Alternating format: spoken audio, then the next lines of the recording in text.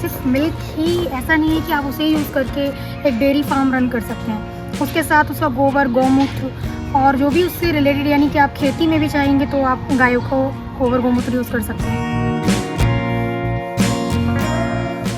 संस्था जब शुरू हुई थी उसका एक ही मिशन था कि बिना दान के, बिना कोई एड के आप जो हैं देसी गायों का पालन करिए और उनके जो भी प्रोडक्ट्स हैं, वैल्यू एडेड प्रोडक्ट्स हैं, जो दूध से, गोबर से, गौमूत्र से या जो चीज़ उगाई जा सकती है गोधायित कृषि से, उनका इस्तेमाल करिए, उनको सेल करिए और उसी से संस्था को एथिकली चलाइए। ये कोई पैसे लेके बनाया गया वीडियो नहीं है, ना ही हेता ने मुझे कुछ दिया, ना मैं इनको दे रहा हूँ। दूध, घी या दही के अलावा भी गाय पे आधारित दुनिया है। इस लिप बाम में हमने देसी गाय का घी यूज़ किया है मेनली, तो इसे घी बेस्ड लिप बाम हम बोलते हैं। इसमें इंग्रेडिएंट अगर देखा जाए तो किसी भी तरह का कोई केमिकल हमने यूज़ नहीं किया है। साथियों नमस्कार, न्यूज पोटली में आपका स्वागत है। भारत के कई राज्यों में अगर आप जाएंगे तो वहाँ पे जो गाय हैं वो बहुत बड़ी समस्या है। छुट्टा गोवंश हमारे यहाँ के बहुत बड़ा सिरदर्द है, कितनी तो मारकाट हो जाती है। बहुत सारे लोग डेयरी का काम करते हैं लेकिन कई बार वो सफल नहीं हो पाते।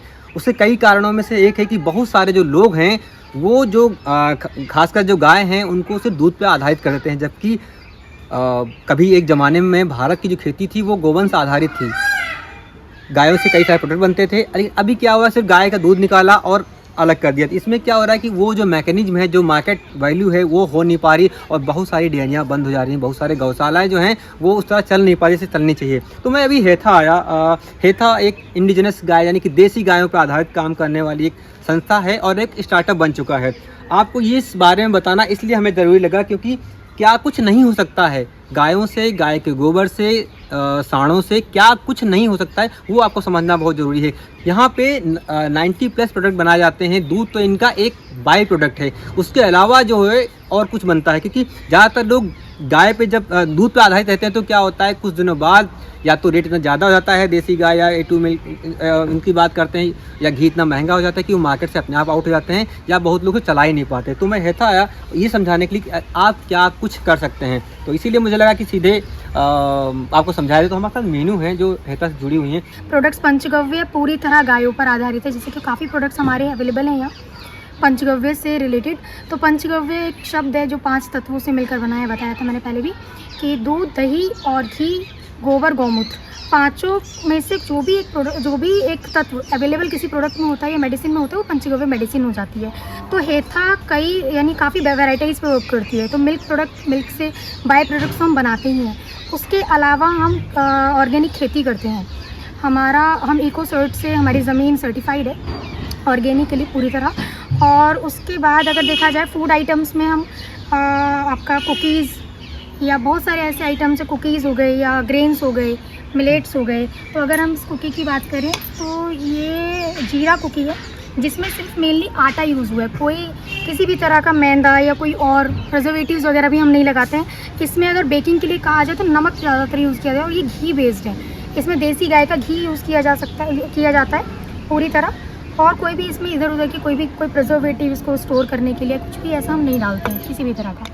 बाकी स्पीसीज भी हम काफ़ी सारी, जैसे ये कुछ बता रहे थे ना मेडिसिन में, खासकर आई ड्रॉप वगैरह। आई ड्रॉप, करेक्ट। आई ड्रॉप बेसिकली गौमूत्र बेस्ड आई ड्रॉप है। इसमें तुलसी और गौमूत्र अर्क है। गौमूत्र अर्क यानी यानी गौमूत्र की स्टीम। ये आँखों के लिए बहुत अच्छी होती है।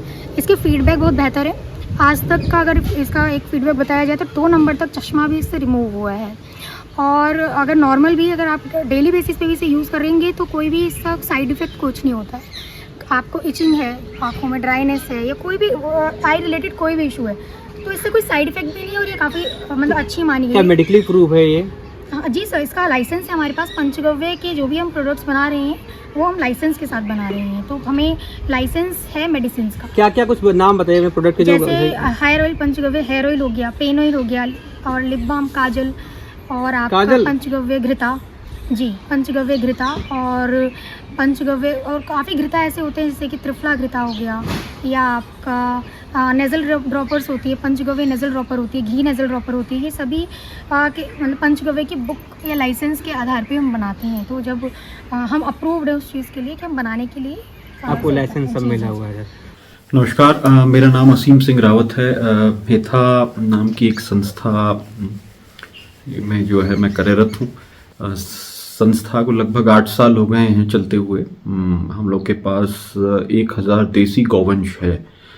कोई भी बूढ़ी गाय और बछड़ा हम लोग नहीं देते हैं, ना ही उनको कल करते हैं। गौमूत्र से हम लोग काफ़ी सारी चीज़ें बनाते हैं। पंचगव्य मेडिसिन्स बनती हैं, खेती के लिए जीवामृत है, बीजामृत है, और इन सब चीज़ों के लिए ये यूज़ होता है।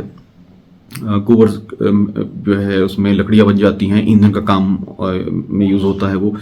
तो गैस की या आपकी इलेक्ट्रिसिटी की बचत होती है। और खाद और मैन्योर तो वो है ही है। अगर आप उसका इस्तेमाल करते हैं तो आपको यूरिया, डीएपी, इन सब चीज़ों की इस्तेमाल करने की ज़रूरत नहीं पड़ती है। गाय बहुत कुछ देती है। समझने की बस ये ज़रूरत है कि जो है ये सब हमारे लिए लाभदायक है, इस धरती के लिए लाभदायक है। मुझे ऐसा लगता है कि ऐसे जो नए स्टार्टअप या जो भी उद्यम हो रहे हैं ना, उनके बारे में लोगों को जागरूकता मिले, लोग जान सकें कि दूध, घी या दही के अलावा भी गाय पे आधारित दुनिया है, या सिर्फ वर्मी कंपोस्ट ही नहीं है, और क्या कुछ हो सकता है। इसलिए मुझे लगता है, अब मैंने देखा कि लिप बाम बनाया जा रहा है। 5-7 साल पहले मैं यहाँ पे आया था तो मैंने देखा था, जब बर्नॉल दुनिया में नहीं हुआ था तब जो जलते थे तो क्या लगाते, तो जिनके यहाँ वो 2-4 हज़ार बार घुमा करके घी से प्रोडक्ट बनाया जाता था, क्योंकि 2000 में 50 ग्राम था वो, क्योंकि उसको बनाने में इतनी मेहनत लगती। तो इतने सारे प्रोडक्ट थे, साबुन वगैरह बना। तो मुझे लगा आपको बताया जाए। इस पूरे का मकसद सिर्फ इतना सा है, मेरी सफाई का भी मकसद इतना सा कि आप ये जानें कि हम इसको बेचने के लिए नहीं कर रहे ना, इनका भी वो शायद मकसद नहीं होगा कि उतना जान पाएँ। और मेरा तो बिल्कुल, मैं नीट पोटली का इसे बिल्कुल सिर्फ इतना सा मकसद है कि आप जान पाएँ कि क्या कुछ हो सकता है पंचगव्य से, गाय से, और उनको सही तरीके से उसका पालन करने से। बताइए अभी आप। सर भाई मैं आपको बताई थी, हम जैसे ये अर्क हैं, तो गौर्क के बारे में मैंने आपको नहीं बताया। वो आपके बारे में गौर्क बेसिकली जैसे मैंने बताया था, गौमूत्र की स्टीम होती है। गौमूत्र की स्टीम आपकी, यानी गौर्क जो होता है वो हर तरह से आपके लिए यूज़फुल है। वो आपकी बॉडी को यानी कहते हैं कि ब्लड प्योरिफिकेशन के लिए बहुत अच्छा होता है, कोल्ड के लिए अच्छा होता है। किसी को फीवर है, फीवर में ही बहुत अच्छा होता है। डाइजेशन इश्यूज़ है, हेयर, स्किन, यानी काफ़ी इसके फ़ायदे हैं। और अगर इम्यूनिटी सिस्टम के लिए बहुत अच्छा होता है। हम अलग अलग डिसीज़ के लिए अलग अलग अर्क बनाते हैं, जैसे डायबिटीज़ अर्क। डायबिटीज़ अर्क में अगर बेस कहा जाए तो वो गौमूत्र अर्क ही होता है। उसमें इंग्रेडिएंट ऐड किए जाते हैं, जैसे क्या आपका जामुन सीड हो गया, गिलोय अर्क गिलोय हो गई, और आपका करेले के बीज हो गए, और भी बहुत सारे इंग्रेडिएंट। इसी तरह त्रिफला अर्क होता है। त्रिफला अर्क बहुत अच्छा होता है डाइजेशन के लिए, कॉन्स्टिपेशन के लिए, और भी बहुत सारी चीज़ों के लिए। बद्री अर्क हम बनाते हैं, बद्री गायों का अर्क होता है, जो उत्तराखंड से बेसिकली हम बद्री गाय वहाँ रखते हैं उत्तराखंड में, तो वहाँ से वो अर्क हम लेकर आते हैं। ठीक है, तो यही एक है। उसके अलावा गौमूत्र, फ्रेश गौमूत्र बहुत अच्छा माना जाता है। कैंसर पेशेंट्स इसे बहुत अच्छे स्केल पे कंज्यूम करते हैं, और इसके अच्छे रिजल्ट्स भी हैं। आपके यहाँ जो गाय हैं वो कौन कौन सी, जिन गायों से आप ये सब निकालते हैं? हमारे पास 4 ब्रीड्स है काउस की, गिर, साहिवाल, थार पारकर और बद्री। तो गिर, साहिवाल, थार पारकर गाजियाबाद में अवेलेबल है, और बद्री गाय उत्तराखंड में अवेलेबल है।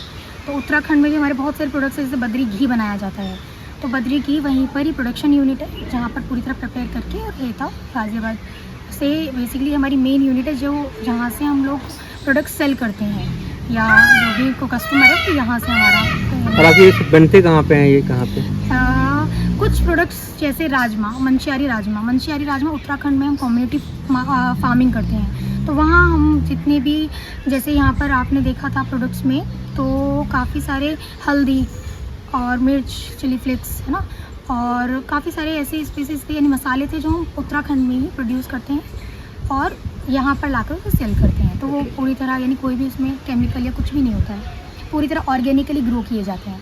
सेम बद्री घी मैंने बताया आपको, बद्री घी वहीं पर बनाया जाता है, बद्री गायों का घी वहीं पर बनाया जाता है पूरी तरह, और फिर यहाँ लाकर उन्हें पैकेजिंग वगैरह सब यहाँ इस यूनिट पे होती है। okay. और भी बहुत सारे प्रोडक्ट्स हैं जो उत्तराखंड में, जैसे हनी है। हनी भी हम कहते हैं कि जैसे देसी गायों का पालन होता है, उसी तरह देसी मधुमक्खियों का पालन होता है। तो बॉस इंडिका, और इसके अलावा रॉक बीज, फॉरेस्ट वाइल्ड हनी हम कलेक्ट करते हैं। तो अभी एक रेंज देखें यहाँ पे, तो इनके पास है तो काफ़ी कुछ दिखाने पर, कुछ यहाँ पे रखा हुआ है, कुछ रखने वाले हैं लोग कि हमारे लिए ये इन्होंने यहाँ पे वो लगा दिया कि आप आए हैं तो एक साथ देख पाएँ। कुटा हुआ मिर्च, ये तो वैल्यूडेशन का ज़माना है, सरकार भी कह रही है कि आप प्रोसेस करिए, एफपीओ बनाइए, संस्था बनाइए, उनके साथ काम करिए, तो ये उस दिशा में कुछ आपका काम है। अच्छा, मुझे अब ये बताइए, आप बहुत कुछ दिखाई पड़ गया कुछ आपके कि ये किसी आदमी को ये चाहिए, वो दिल्ली में है, बेंगलुरु में है, लखनऊ, बाराबंकी, पटना में है, कैसे आपसे वो जुड़ सकता है, क्या हो सकता है? सर, जुड़ने के काफ़ी तरीके हैं। सबसे पहले तो व्हाट्सएप ही है। हमारी वेबसाइट पे व्हाट्सएप फ़ोन नंबर्स दिए गए हैं। उसके अलावा वेबसाइट के थ्रू, एप्लीकेशन के थ्रू आप हमसे कनेक्ट कर सकते हैं। इंस्टाग्राम पे हम अवेलेबल हैं हेता ऑर्गेनिक्स के ही नाम से, और फेसबुक के थ्रू कनेक्ट करते हैं कस्टमर्स हमसे, और नहीं तो वॉक इन आ जाते हैं, विज़िट कर लेते हैं फार्म। तो ये काफ़ी सारे, और इसके अलावा काफ़ी हमारा, यानी कि कह सकते हैं आप, हर प्लेटफॉर्म पे हमारे मेल्स और ईमेल्स, यानी ईमेल आईडीज़, फ़ोन नंबर, सभी कुछ अवेलेबल है। गूगल पर भी आप सर्च करेंगे हेता ऑर्गेनिक्स तो सारी डिटेल्स आ जाएंगी। HETH है जी, HETHE.in हेता।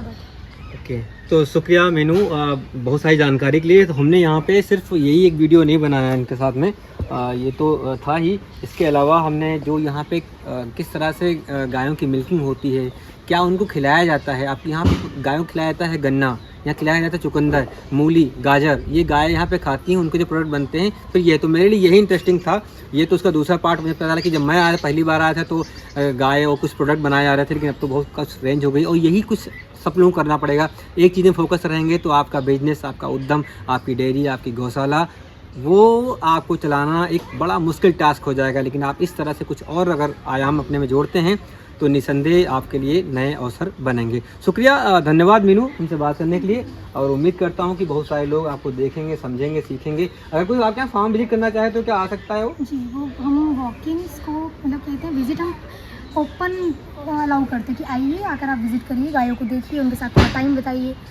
और मतलब ऐसा नहीं है कि आप आ नहीं सकते हैं, आप आ सकते हैं, पूरा अच्छे से विजिट कर सकते हैं। टाइमिंग का एक टाइमिंग होती है कि अपना मॉर्निंग 10 AM to 5 PM, क्योंकि वो वही टाइम सूटेबल भी होती है। तो आप चारा देख सकते हैं उनका, उनकी मिल्किंग देख सकते हैं।